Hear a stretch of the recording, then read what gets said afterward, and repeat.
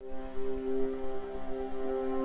keep up with today's increasing production demands, growers are quickly realizing traditional fertilizers are coming up short.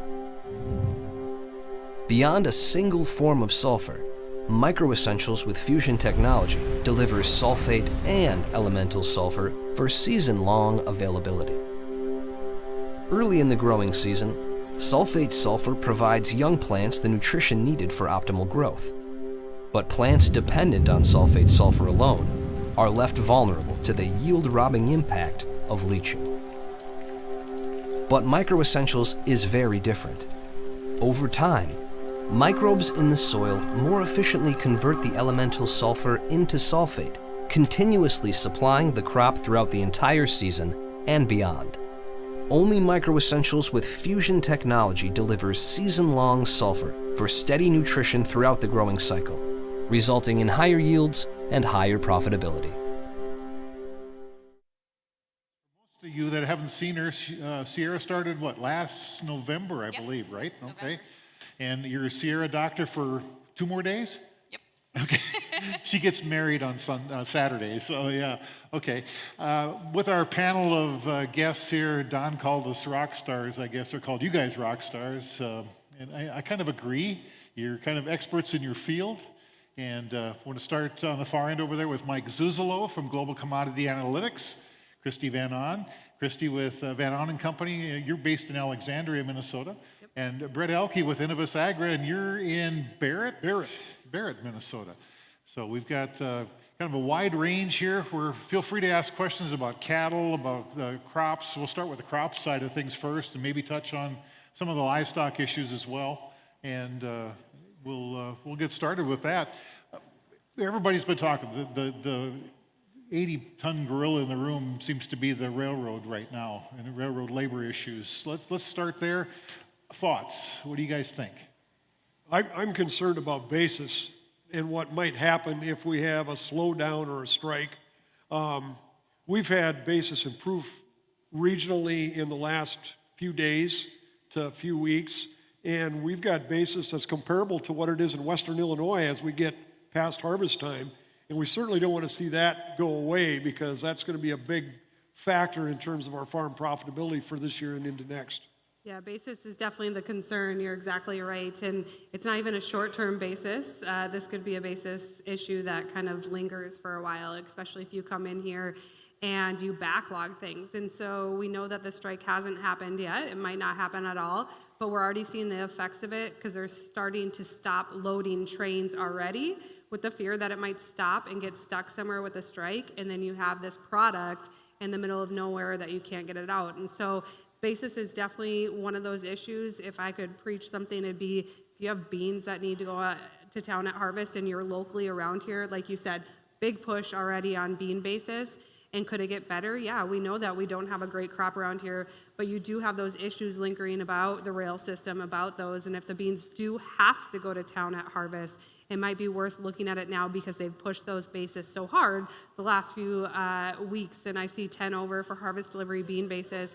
It's not that long ago that you saw, 65, 80 cents under. So you're seeing that huge improvement when you look at that. And also we have to remember that, it's basis, but you also had a few years ago where there was a good crop around here that elevators completely just shut down any sort of DP at all. They told you if you delivered grain, it had to be cashed out that day. They weren't even going to charge you. And that's an issue that you could possibly see if a strike lingers, that you don't even get the opportunity to pay DP, that they're going to make you cash it out when it's delivered. I'm the Phil Collins of the rock groups, of the rock stars, because of my head. Thanks for inviting us today. Just to dovetail on what Brett and Christy were saying, I get the sense this year that we've been, ever since the pandemic and the supply chain mindset, living off supply-related rallies. And this rail strike, Randy, is another one. You have the U.S. crop, you have the European crop, you have the COVID issues in China, that's more demand. You have the Federal Reserve policy, that's more demand. If you kind of add all the blocks together this year, it's really the supply and the weather side and the supply chain issues that are really pushing us higher. unfortunately, those types of markets tend to push us lower quickly when it's over with. And if you take this rail strike potential, you're looking at a situation with, say, the Pacific Northwest. How much grain gets to the Pacific Northwest from where we're standing right now? What if that rail doesn't move? What if the corn and beans don't move? Well, then substitutes come in. Someone else gets that demand, and it's going to be a foreign supplier. And we know that South America still has quite a bit. We know that China is wanting quite a bit of South American supplies because of the tensions that are going on. So I guess the point is that when you have these supply-led markets, and I've heard in the markets lately that the funds are going to come in and buy because of inflation, I can't participate in that because we're hurting demand because of the type of inflation we have right now. And the Federal Reserve policy to raise interest rates so hard that we drive ourselves into a recession, that hurts investment demand. So I'm really on board with what Christy was talking about, especially in this area of getting some beans moved especially, and especially if you don't have room for both to store on farm. You know, Mike, you just touched on it here, supply chain issues. How has the market really evolved to kind of handle some of those hurdles? And what are some of the long-term effects that we're seeing in it? Yeah, it's a complicated, excellent question, because just like recently, we've seen Argentina all of a sudden create this soy dollar where they get a favorable exchange rate if they export bean sales. Well, who are they trying to export bean sales to? Asia, and specifically China. And so I think what we're seeing evolve is twofold. It's good in some sense if you have the supplies and you're the cheapest producer. But here again, with the Federal Reserve doing what they're doing, they're making our currency so appreciated. I mean, I think we're up 15% right now in the dollar index.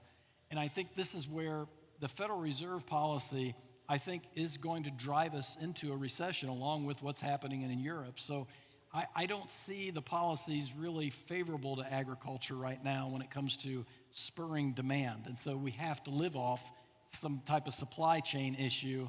And if the Argentines are coming in and going ahead and taking this new soy dollar to be able to ship, 20 cargoes in 1 week of soybeans purchased by China, that's not going to end up well in terms of our balance sheet. So when USDA cut the exports last month on their WASDE report by 70 million bushels on soybeans, I couldn't argue that. Yeah, I mean, if you want to go on when you're talking about the U.S. dollar, that's a real key issue that I think needs to be focused on as well. Is you look at all the issues that happen in Russia and Ukraine, we really did not pick up any demand for wheat. We should have seen more of that push there. And a lot of that ties back to that U.S. dollar. And so not only is our U.S. dollar higher, but we have the currency in South America that's much lower. And so it's a double-edged sword that it's making them that much cheaper for that foreign product. And if we don't have our product available, if we have supply chain issues, not only is ours not available, there's a much cheaper option as of now in South America and then worldwide for the wheat. The dollar's been an interesting thing to follow because we've seen increasing commodity prices as the dollar has gone up, and that doesn't normally happen. And at some point, there's going to be a break point where that's going to either have the dollar drop or commodity prices drop in order to maintain that balance that we currently don't have. The good news is that anything that we buy from other countries is going to be cheaper because of the strength of the dollar. And I'm thinking specifically of fertilizer. Perhaps we'll see a softening of the retail price of fertilizer over time, not the stuff that we're going to put down this fall or maybe even next spring. But if we see the continued strength in the dollar, perhaps we'll start to see some softening in our cost structure, even though we may not be competitive from an export standpoint. Is it a possibility of a paradigm change, though, or not? As far as where the dollar's at and Boy, I tell prices? you what, it's really, if you take and look at the long-term correlation between commodity prices and the dollar index, it's really strongly correlated. The higher it goes, the more downward pressure we have on our commodities. And conversely, when the dollar is really, really cheap, we generally see a considerable increase in the value of the commodities that we raise. So I don't know if we can break that or not. Yeah, you talk about inflation as well. Inflation wants to be that key topic. I get asked quite a bit, you know, everything else is going up. Why wouldn't you see grain prices continually go up as well with inflation concerns? And the difference is, you know, grain markets are supply and demand driven. And so inflation can help them to a degree, but you have to remember that's not it. You also have the demand that needs to be there to keep those prices where they're at. Inflation alone can't be a reason that these markets want to run. Yeah, great, excellent point, because, you know, if I were sitting out there right now and I wanted a simple rule of thumb, it would be when the dollar goes up, that's deflation. When I see the dollar going up and it's up 15% and it's broken, Randy, to your question, a paradigm change, it's really hard to see that right now technically, because the last time we got above that 108, 109 level in the dollar was back during around 2000, and we spent about 2 years above that level and went on up to 120-ish. And it just kept getting more and more. You guys remember that, and ladies remember that 2000, 2002, peak deflation. That's what I remember. So generally speaking, when I see the dollar go up, the trade is saying, I'm not worried about inflation, I'm worried about deflation. So I think we got to get the Federal Reserve back into a corner where they don't want to raise rates anymore, because they see what they're creating. I don't think they're going to be able to accomplish their goal. I think they're chasing after killing inflation, but it's the supply type inflation, not demand type inflation. So until we get them put back in a corner where they say at least we're neutral, then I think we can start to think about a dollar high. That, or the other thing that I could think of is peace breaks out in Ukraine next week, and then all of a sudden the geopolitical dollar bulls jump out of their positions. You know, as we talk about maybe heading into a recession, would a recession be good or bad for the market? I think, to the earlier point, I think your cost structures may improve depending on what natural gas does. I think Europe could actually go into a depression if the natural gas situation. I just read today that one of the biggest, I think it was German or French energy firms, is looking to be taken over by the government. This is not good news for energy prices, that they're going to come back down quickly. So I think by and large, if we go into a recession, and it's a consumer-led recession, the more elastic commodities like cattle, like vegetable oil, or beef, I should say, in vegetable oil, those would show the biggest signs of weakness and consumers jumping back out of them and not wanting to buy them as much. Do we have enough on-farm storage to store a crop? This year, I think you probably do, to a degree. I mean, I think that, you know, this year you're obviously going to see some crops not as great as they are, but previous years, I do think you run into those issues. And when you look at on-farm storage, I think on-farm storage can also be a really bad thing. It can be a crutch for some producers that they say, hey, I'm paying all this money for my bins, I need to utilize them. And the last few years, we've seen opportunities to put the corn in the bin and bring it back out late December and January already with sizable profits off of where you could have delivered it into the harvest time frame. But then you kind of have that mentality that I don't want empty bins already in January. So they become a crutch. They're very useful, but you also need to take them and not sit on the grain as well. I like to call them a hope chest. Yeah, Right? that's a good one. That can be, you can put the grain in there and hope it goes up. Yep. And granted, we've got considerably different pricing structure than we've had in the last, 25 years, other than that run we had in 06 to 14. But to answer your question, this year, regionally, we probably have enough storage to hold a crop. There's also the ability to put this stuff in bags, and there's a lot of temporary storage options that would allow us to hold this if we can't move that production.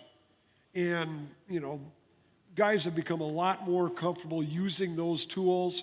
But again, I don't know, we've had to empty a lot of bins because a few of them blew over earlier this year, and I see in Elbow Lake they've got them rebuilt, and we're getting those done. So those bins I know are empty. And we'll have the ability to store some of this crop, not just on farm, but in our elevators as well, until we get this rail thing straightened out. Person still needs to make money, though, so you got to have some type of a plan in place to capture this. Yeah, and I think easily you can look at basis opportunities and carry. Those are simple things that they don't need to be fancy. You don't need to be doing them in an account, and you can look at them, those opportunities. And you also need to see, what is the market telling you right now? And the market's telling you that it wants the beans, and it wants the beans right now, and they're being a little bit patient on the corn. Now you're starting to see the carries decay in the corn market, telling you they also want the corn now, but we have to look at basis is just not as great for the corn market around here as it is for beans. And so by taking advantage of those opportunities and seeing what the market wants at that and being attentive to saying, hey, I don't need to hold this crop forever, I think you really can cash flow yourself quite well. The other issue is, as our short-term interest rates increase and that interest cost per acre goes up, that's an added incentive to turn those commodities into cash, pay off operating debt, and perhaps manage your intermediate debt a little bit. And then if you do feel there's an opportunity for market prices to go up, you can go back in and buy futures or buy a call option or something like that in order to participate, at least at some level, in a commodity rally. Yeah, after the report and that supply-fed rally that we had, we set some parameters that I think are really good parameters to keep track of when you're in the combines. I suspect that there's some pretty strong buy stops above 695 D's corn. Well, there's a gap above that at 7.25-ish from mid-June. I think those are excellent areas to put open orders in to get some sales made, so that when you're busy and those happen, how many times do you guys, ladies, see that a price is hit and it stays there for about a half an hour and then it's gone? And so open orders, I think, are very good tools at these price levels for especially the 22 crop, especially as you watch your yield monitor, because you're going to get an idea of what your yields are. And beans have a similar structure. I think if you get above 1495 area, that's an area, if we can close above that, I think there's probably some buy stops now at this point, and there's a gap up around 1536, I think, from that mid-June time period. So I would recommend open orders at those gaps, at least for some of your grain. And, don't do what we used to talk about in the office, is if you get close to it, don't just cancel the order, what we used to call cancel if close. Yeah. And don't do that. Maybe if you really feel like it's going to go sharply higher yet, maybe pare down the number, but keep some orders in there and let them get filled. And I think that really helps the discipline in this volatility.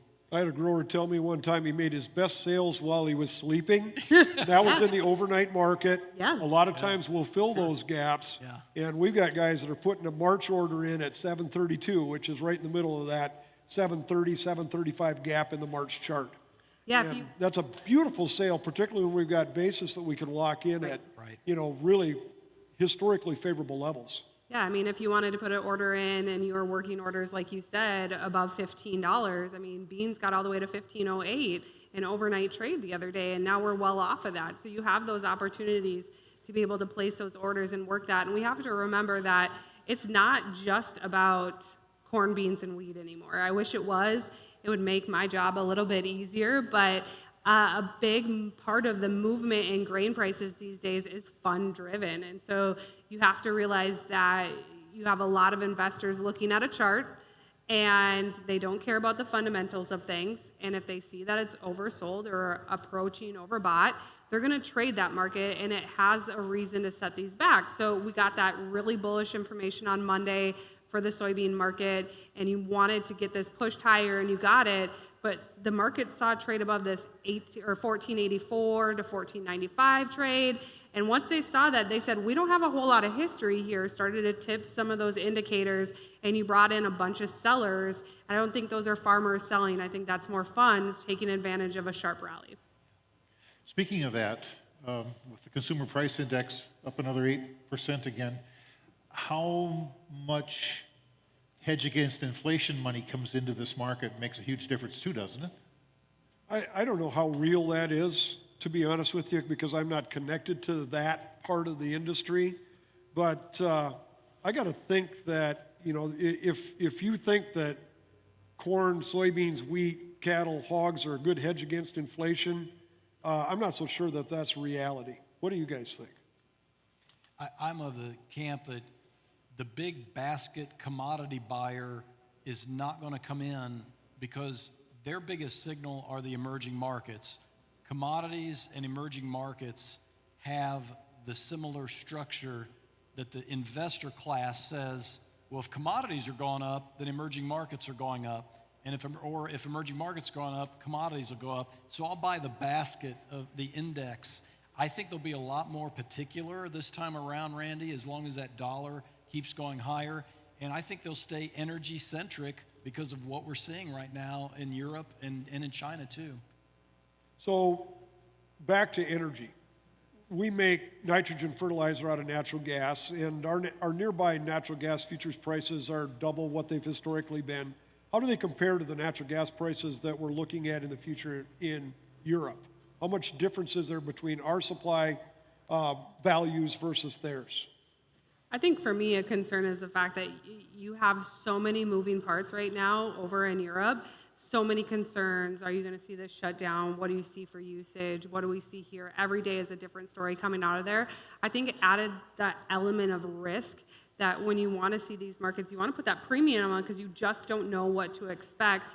And one day you hear one story, everything's fine, you're going to start opening up some pipelines, and the next day you have a completely different story of bombings or shutting down or different stories. So there adds that element, and I think that puts a hefty premium that I'm not sure is going to go away anytime soon.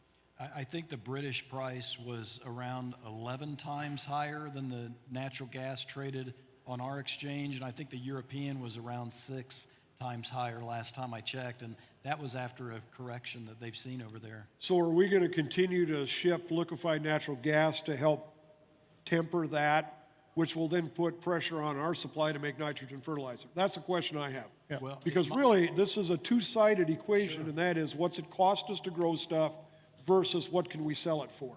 not if there's a rail strike. I think that's the problem. I mean, we're exporting unbelievable amounts of LNG out of Texas and the East Coast to Europe to feed them, and I just don't see it happening if we have a rail strike. And so I think that's why the energy markets were red hot today, while the grains were, except for wheat, hard red wheat, they were just kind of dead. You know, California's, You got a question out here if somebody wants to grab a microphone.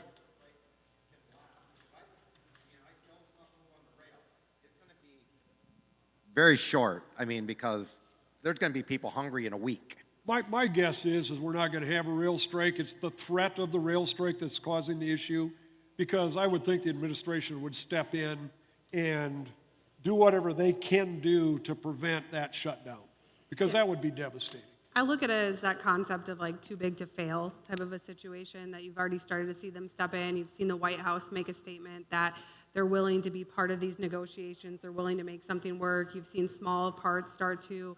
And so I'm not in the camp that it's going to last very long if it happens at all.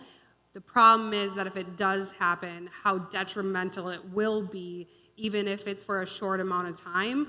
You're going to feel it for a long amount of time. That's like backing up on the freeway. It only takes one Yes. thing to slow down to back things up for a considerable period of time and a considerable distance.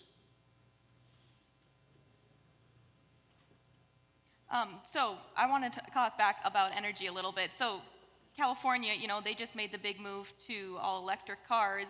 I'm sure eventually the rest of the country will probably end up following. What is that going to do towards some of those energy markets?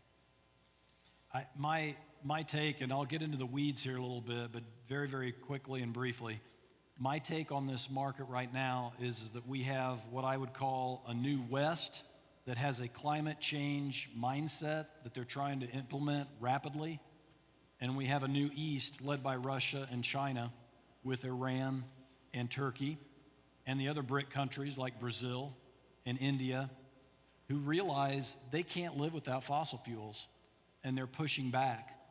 And I think it's a battle at this point over the next 5 to 10 years. Who's going to win this battle between what I describe as a new East and a new West? And I think sitting where I'm sitting right now, seeing what Vladimir Putin has been able to do since February of this year, I mean, think about it, February of this year, and look at what's happened. I think the fossil fuels, there is no substitute right now to be able to make this jump. So that's my take on it. It's just going to create more volatility, and I think it's going to keep the difference between the cash and the futures extra wide, and you're going to have premiums in the futures and premium in the cash, and we are going to have to realize which one has the premium and which one has the discount. So I don't mean to stray off too much, but I think you're talking about what you would call earlier as a major paradigm shift here of countries that are trying to go a certain route and keep their economies intact because fossil fuels is the only way they can do it. Yeah, you look at electric cars, and I mean, it is what it is. This is what they want to push. The government has came out with the fact that I think they said like 10% of all vehicles they want moving forward are going to be electric. They then came out saying they don't see this as feasible in the short amount of time. And so what I think the biggest concern with electric vehicles is coming into the ethanol market. If we can kind of get a really good grip on exporting ethanol, I think that would be very important for us, because then if you have 5 years from now, 10 years from now, that you do have those pushes that so many of the vehicles need to be electric to be sold in each state. If you continue to have states like Minnesota follow the guidelines of states like California, and you have those implemented, then we have another reason to continue to keep pushing out ethanol versus have that issue fight back.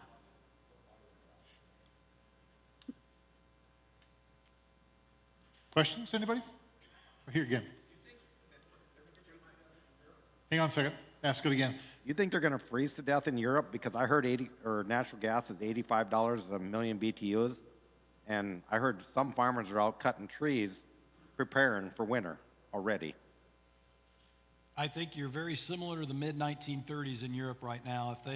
If they can't pull it together here in the next 6 months in terms of how they're going to take this whole issue on, it's kind of like what Christy was talking about a minute ago, is the momentum factor starts to kick in. Or maybe it was Brett that said that, but the momentum factor starts to kick in, and the hand-wringing starts to kick in. But I see this the other thing about the New East is you've got a lot of autocrats and authoritarians in power, and that's the other part of this, is that it's very similar to the 1930s, in my opinion, as far as who's in power in Europe and Asia versus who's in power in the West. Yeah, we were talking about electric cars. Let's say that 80% of the cars in the United States are electric cars. Do we have the generating capacity right now to take care of it? How much more would we need? A lot more. I don't even know if it's feasible. Well, and not only that, just the transmission capacity. I mean, it is one thing to generate electricity, but you got to be able to move it where it's needed, and that you don't do overnight. And that's going to be part of the challenge. Unless we can decentralize power generation, which they're attempting to do, I think, with some of the solar stuff that's going on. But to me, as big an issue is the batteries and the material that it takes to build those batteries and the storage capacity. Because I don't know what you guys think about, but my battery doesn't last very long at 20 below. And I have some concerns about the range of some of these vehicles in our part of the world, particularly in the wintertime, particularly if we've got to put a load on those vehicles. And we don't hear any of that. All we hear about is, well, this Tesla will go this far on a charge. You don't hear about the heavy haul stuff. Biodiesel, not biodiesel, renewable diesel. Yep. That could be a game changer for the soybean market, though, right? Yeah, that's a huge number to look in. If you're ever wanting to get like really bullish for some reason, look into the numbers for renewable diesel. The amount that they want to push through the pipeline for that. If we did not want to hurt the structure of demand for beans, we would need like 10 million more acres of soybeans planted alone to fuel the numbers that they want. So I think they have some really lofty numbers built into this situation. But it does sound like it's going to be a little bit of a smoother sailing process. If we look back and you talk about when ethanol really came on, there was a big fight between big oil and ethanol. Big oil wanted nothing to do with ethanol. They did not want to be part of that situation, and they fought it, and they fought it really hard. Where this go around, it seems like big oil is wanting to be part of it. They're seeing that maybe this is a push that's going to happen, and they don't want to be left behind. And so you're starting to see them come together.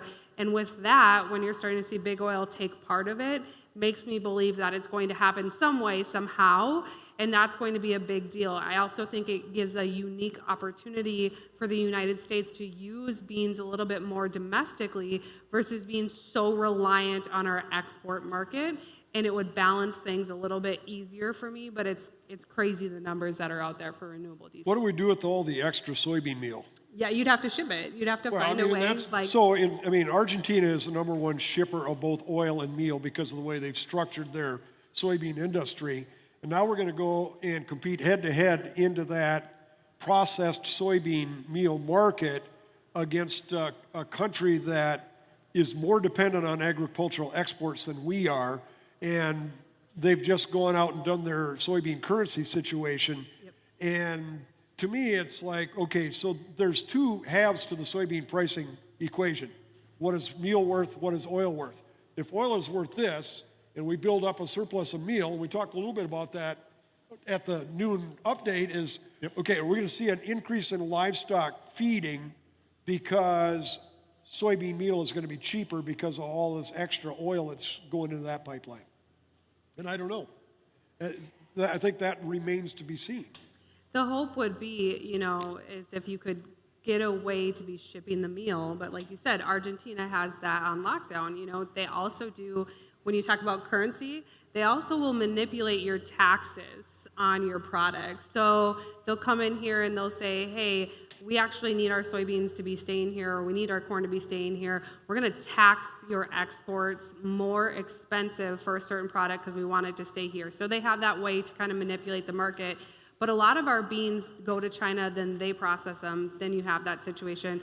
Hopefully you'd be able to get at that, but I still think you're so many years out before you can see that. But it's a welcoming sight when you see crush plants start to come online, especially in North Dakota. It's really fun to see them here, and they're co-owned by big oil. With some of this value-added ag, like the soy crush plant, you got the corn processing mill that's coming up. What kind of value does that add to basis to farmers more on a local level? Oh, I think we've already seen it. And when we're short cropped, our basis gets way better. And as we increase that regional demand for soybeans or corn, as we've seen in the ethanol industry, our basis becomes more competitive. And we'll continue to see that occur, especially in years when we're going to be a little bit shorter crop, like this year looks like we might be. I think it's really important, too, that we develop that domestically, because one of the fears that I have, we've been very accustomed since the early 2000s, say back in 2004, was kind of the beginning of when China really came on board and became a major commodity importer. I think we're structurally shifting now to where they really want to be more of a commodity exporter in certain commodities. And we don't know which ones those are yet, but I think strategically they've made this move. And so when I do a long-term plan with clients and I think about the next 5 years, I'm kind of in that fifth year that I'm starting to think about, don't expect China to be buying as much as 100 million metric tons of soybeans from us unless they've got a weather problem, unless they've got a supply problem. So I think that's something else we really want to start building into our mindset, is there are a lot of structural shifts going on in amongst all these news headline Fed type market short-term issues too. So that's one of the things that I think we need a strong domestic market. The thing that I worry about, because history would say you need to worry about it, is you brought up the ethanol, and I forgot about how that was, and then I remember the food versus fuel debate. Mm-hmm. And I can't imagine how bad that's going to be if vegetable oil prices are the price of a gallon of gas, because the bio or renewable diesel is taking away from the food grade vegetable oils. So I think a lot of these policy things they're just really, really murky to me right now, and I just hope we can develop that domestic side. Brings up a point that was, I think, a question that was asked yesterday to the market panel. Are we too reliant on China? Well, I think you got a rude awakening to that, when we came in here with our trade war. And so you realize that all of our eggs in one basket, and not only were all our eggs in one basket, we slowly had another country kind of become better than us when you look at the soybeans. And so you had Brazil quietly starting to build up their production, And what you ended up happening was all of our eggs were in one basket with China, and they were able to get that somewhere else. Now, eventually you got into the issue of African swine fever, you got the trade deal, and they came over that. But we also need to look at the fact that we're really amped up, and you like to talk about, corn exports and how strong demand is for corn. When you come back to the trade war, there was not a single person that thought China would come in here and buy corn. I mean, you looked at the list of it. They had like chicken feet listed. They had everything possible listed there. Corn was not one of them. And you look at the sheer amount of volume that they've bought in corn from us, we need to remember that's not typical. And if things change, we could be easily starting to cut back that. And when everything shakes out, we can have a very tight supply. But if the demand's not there, we're kind of getting ourselves nowhere. Yeah, and I think the one thing to watch here as we go into harvest is the rice market. It's been very flat because we've had ample old crop supplies, and China and Vietnam and India have had ample old crop supplies, but there's been enough drought in central China, been enough drought in India, that the rice market's on my radar screen at this point, and to see whether it can't make a new move up to the upside, maybe post-harvest or as we're row crop harvesting. And I think that's probably the thing to be watching for as far as what's the most bullish scenario I could drive out for you right now. It'd be another supply-led rice bullish weather scenario where the Asian market just doesn't have enough rice and the other grains tag team up and want to go higher with it. Sure. Another question out here in the audience. I'd like to know what you guys think about, I'm in the camp of we're having a hard time raising enough food and fiber for the world because since 2000, there's 1.76 billion more people on Earth than there was when we were in 2000. And it seems like after 2020, when the government said we're going to have 3 billion bushel carryout in corn, and all of a sudden we're out of corn, and we had trend line yields all the way from 12 all the way to 19, and all of a sudden, oh, we're out. It seemed like they kicked the can down the road till they couldn't kick it no more, and the basket was empty. What do you guys think about all that? I think USDA can't do math. And I just say that just slightly tongue-in-cheek because they do make corrections, but sometimes it takes them a very, very long time to make those corrections. I think that's one of the reasons we had that surprise report on Monday was because we didn't expect them to correct this year's corn yield. And by the way, it's not 170, I don't think, because there's a really big area that's got light test weight corn, and they have a really, really hard time with light test weight and kernel size because their measurement is how many ears, how many around, and how many rows, so they don't take kernel depth and test weight into consideration. And we saw that occur, I think, in 2019 when they had to make a major adjustment because they didn't take that into consideration. Now, back to your question. We probably have enough food and fiber in the world. We have a bigger distribution problem than we have a supply problem currently.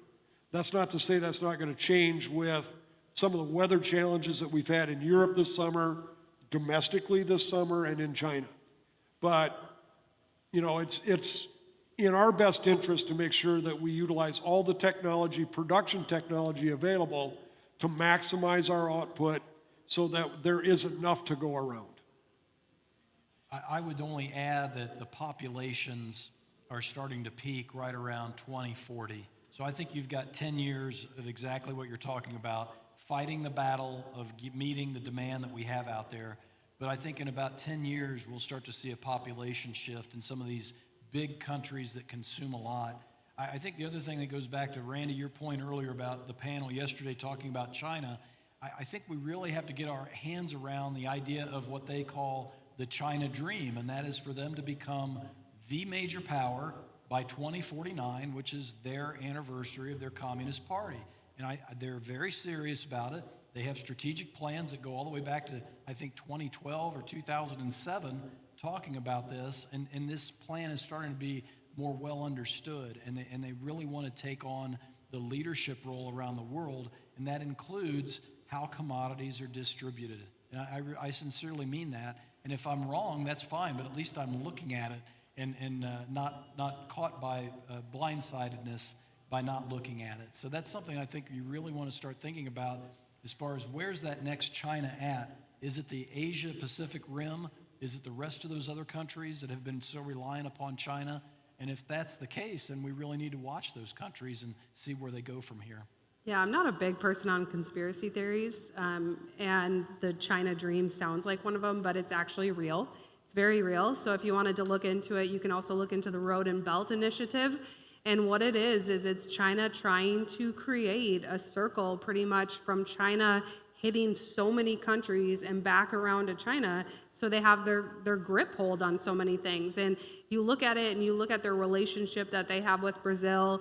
They were very open about willing to help fund the infrastructure in Brazil to help them out. And who do you think benefits from that? That's obviously China being able to get their beans more appropriately, having a hand in the pie. And so it definitely is something to very much watch, because they are being very serious about it, and they have mapped it out, like you said, and they're following through with it.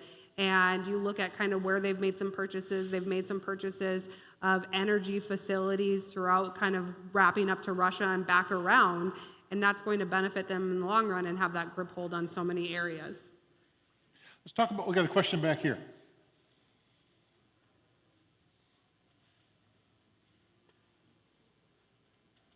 My wife and I, we have a cow-calf operation, about 150 head beef cattle. I know we've talked about crop the last 45 minutes. I was wondering if we could kind of veer off into as far as what the cattle market's going to be looking like either this fall or later on this spring as well. I've read a lot of reports that we're kind of maybe possibly seeing a repeat of 2014 where we saw those record high calf prices. Do we foresee that as being kind of along those same route this year, or where are we going with it? For me, the calf prices are on their own. We're liquidating enough that record price and that 2014 similarity, I think, is really valid and it's really possible. But when I think rail strike, I think Kansas feed yards, because I'm about 4 hours from the Kansas feed yards, and I've got clients that are and other people in the media that I talk to in the heart of that. And we've had dress weights up all year long this year in fat cattle.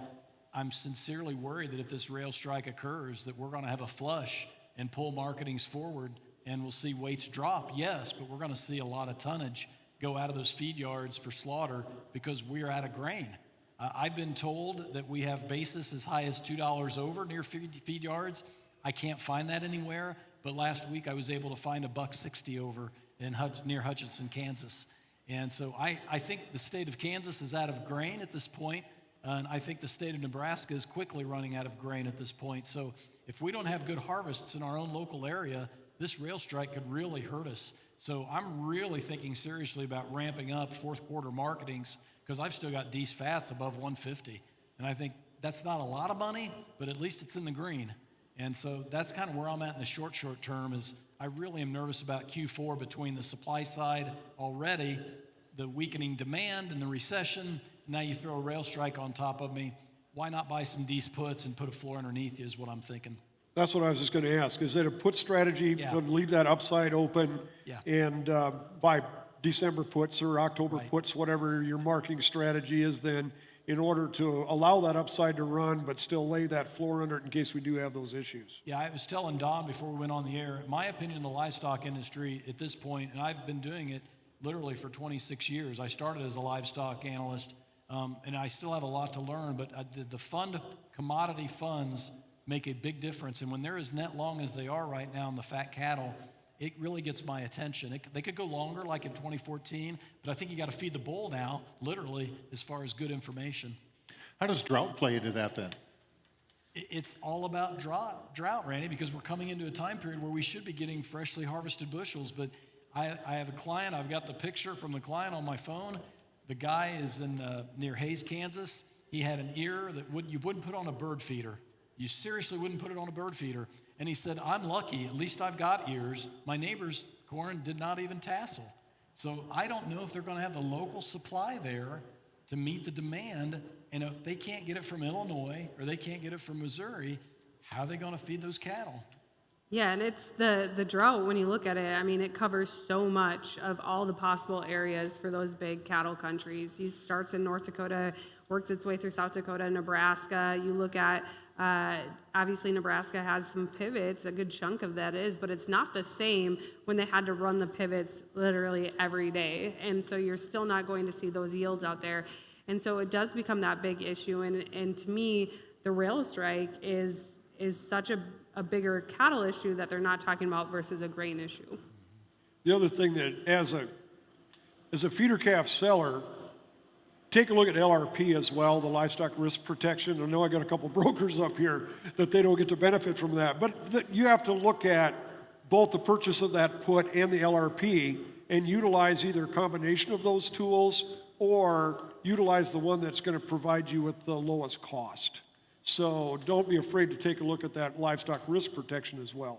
I do think that puts in live cattle, like Deese live cattle, are a lot cheaper than you would anticipate them to be. I think the premium's not there because people are kind of so supported on it. Right. You can get some really reasonable puts when you look at it. How about demand as far as the beef demand? This is typically a down time of year now, isn't it? It is. Seasonally, fat cattle prices go down. The USDA report showed per capita consumption going up a little bit versus last month.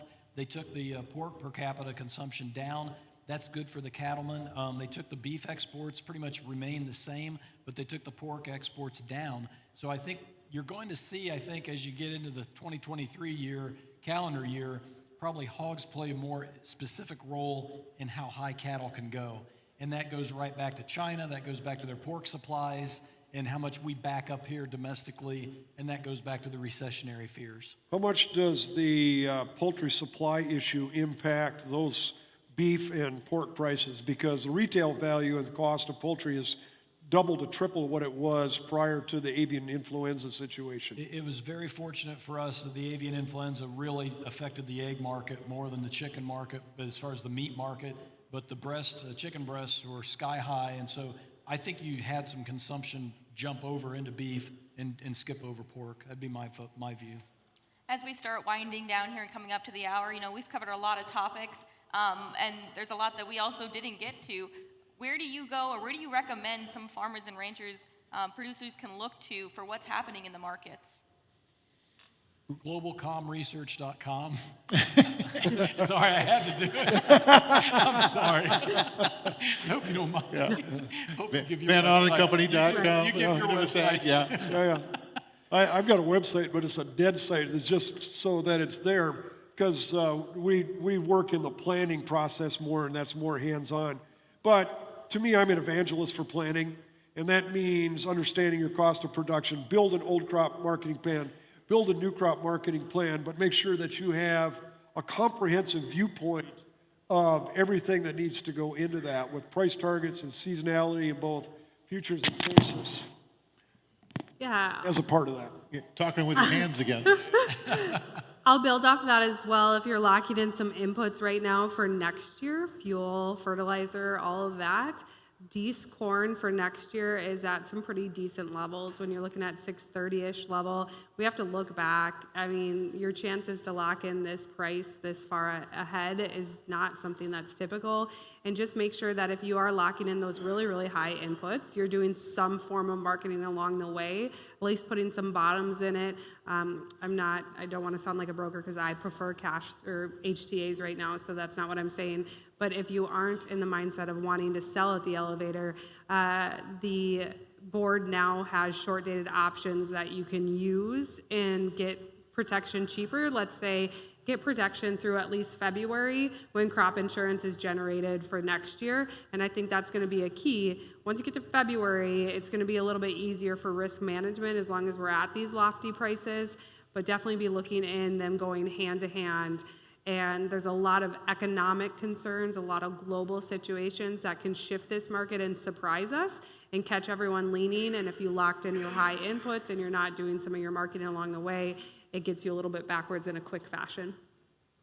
Great. Well, we want to extend a big thanks to our market panel, Mike Zuzlo, Christy Van On, and Brett Oakey for all their insight into the markets today. As we go on, we've got a couple more panels and discussions coming up for today and also going through tomorrow. So if you're at the Big Iron Show throughout the rest of the week, be sure to stop on in and pop by. We'll have a lot of good discussions coming up. So thanks. Let's give them all a round of applause. Thanks for coming. Higher yields require high-performance crop nutrition. Through fusion technology, MicroEssentials is designed to increase nutrient uptake throughout the growing cycle. The unique chemical composition of MicroEssentials creates an acid zone around each granule. Lowering the pH promotes the formation of dihydrogen orthophosphate, a more readily available form of phosphate, resulting in increased nutrient uptake.